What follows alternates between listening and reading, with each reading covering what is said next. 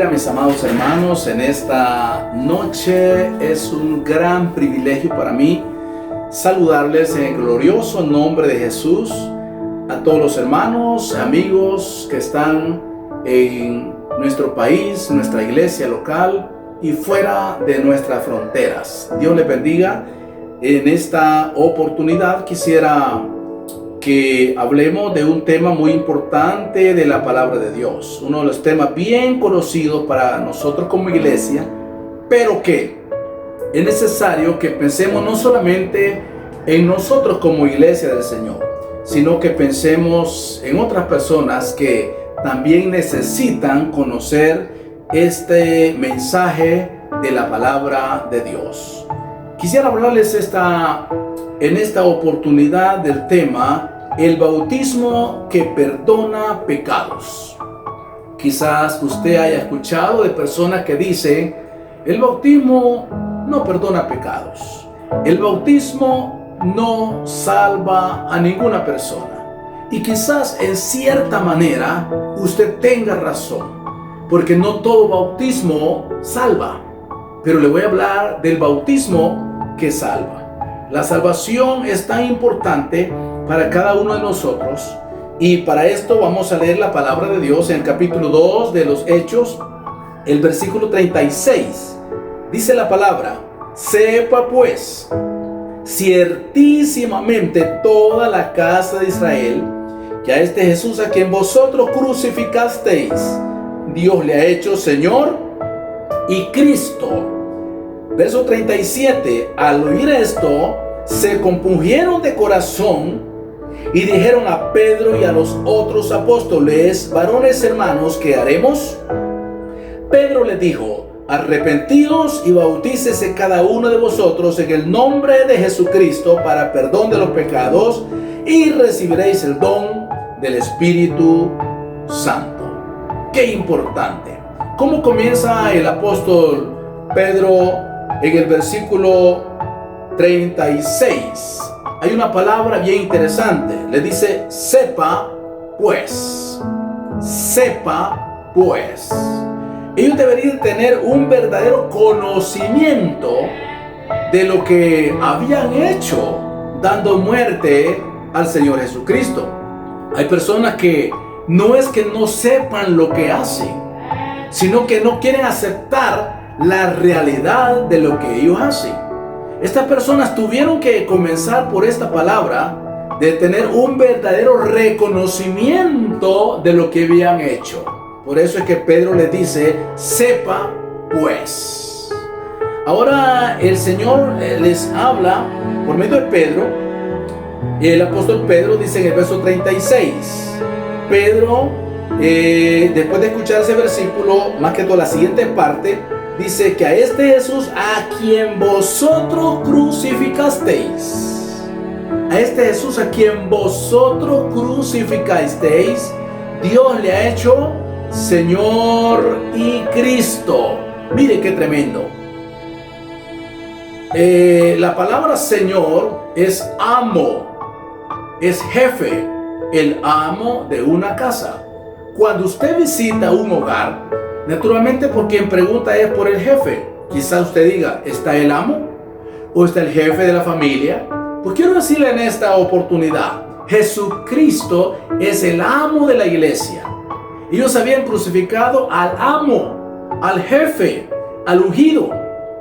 Esto les causó tristeza en su corazón. Se compungieron de corazón.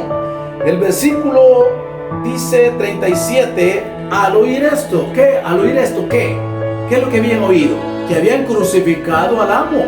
Entonces, al oír esto, se compungieron de corazón y dijeron a Pedro y a los otros apóstoles: varones hermanos, ¿qué haremos? Una gran pregunta. Gran pregunta. ¿Será que ellos no tenían esperanza? Sí tenían esperanza. ¿Será que nosotros estamos condenados? No. Pedro dice: sus pecados pueden ser perdonados. Ahora es interesante cuando nosotros vemos que la pregunta que ellos hicieron no fue solamente para Pedro. No le dijeron, hermano Pedro, ¿qué podemos hacer? Dice, dijeron a Pedro y a los otros apóstoles. ¿Cuáles otros? Los 11 más que estaban ahí. Los otros apóstoles que habían sido encomendados por el Señor a ir y predicar el evangelio del Señor Jesucristo. Ahora bien, ¿por qué Pedro responde si la pregunta no fue solamente para él? La pregunta fue para él y los otros apóstoles. Pero Pedro responde y Pedro les dijo, verso 38, y Pedro les dijo, arrepentidos. ¿Por qué Pedro les dijo? Usted debe notar que cuando el Señor habló a Pedro, bueno, habló a todos los discípulos también para preguntarles acerca de quién era él. Algunos decían que Elías, otros que Jeremías. Mateo capítulo 16, versos 18 y 19. Pedro le da una autoridad, recibe una autoridad, de parte del Señor, porque Pedro había respondido de la mejor manera y de la manera correcta. Tú eres el Cristo, el Hijo del Dios viviente. El Hijo del Dios viviente. Entonces Jesús le dice, y yo también te digo que tú eres Pedro, y sobre esta roca edificaré mi iglesia, y las puertas del Hades no prevalecerán contra ella, y a ti te daré las llaves del reino de los cielos. Las llaves. ¿Cuáles llaves? ¿Llaves metálicas? No, las llaves de autoridad para poder entrar en el reino de los cielos. ¿Cómo se deberían ellos de bautizar para recibir perdón de pecados? Naturalmente, el verso 38 dice, en el nombre de Jesucristo, para perdón de los pecados. Es decir, que para que sus pecados fueran perdonados, ellos tenían que ser bautizados en el nombre de Jesucristo. Algunos dicen, bueno, pero ¿por qué hay que bautizarse para que Jesús perdone? Si el ladrón en la cruz no se bautizó y Jesús lo perdonó porque le dijo, hoy estarás conmigo en el paraíso. A la mujer que hallaron en adulterio, Jesús le dice, ni yo te condeno, vete y no peques más. Al paralítico de Marcos 2, Jesús le dice, tus pecados te son perdonados, toma tu lecho y vete a tu casa. Ellos no se bautizaron, sin embargo, el Señor les perdonó. Claro que sí, pero era la dispensación de la ley, que llegó hasta la cruz del Calvario. Pero de la cruz del Calvario, de la resurrección de nuestro Señor Jesucristo, en la dispensación de la gracia, la dispensación de la iglesia, había que bautizarse para poder ser salvo. Por eso es que Marcos capítulo 16 y su versículo 16, Jesús dijo a sus apóstoles, el que creyere y fuere bautizado será salvo, mas el que no creyere será condenado. Salvo, el que creyere y fuere bautizado, Jesús bien podía decir, el que crea ya es salvo, pero digo, el que creyere y fuere bautizado, este será salvo.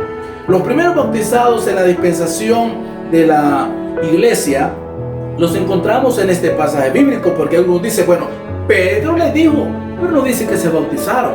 Leamos un poquito más abajo, el verso 41 de Hechos 2. Dice así la palabra, así que los que recibieron su palabra fueron bautizados y se añadieron aquel día como 3,000 personas. En el primer mensaje, como 3,000 personas. Los que recibieron su palabra, porque no todos la recibieron, pero los que recibieron su palabra fueron bautizados y se añadieron aquel día como 3,000 personas. Hay dos preguntas. ¿Quién los añadió y a qué se añadieron? La respuesta está en el verso 47 de Hechos 2. Dice la palabra, alabando a Dios y teniendo favor con todo el pueblo, y el Señor añadía cada día a la iglesia. No dice que Pedro los añadía. El Señor añadía cada día a la iglesia. ¿A quiénes? Los que debían de ser salvos. Qué interesante.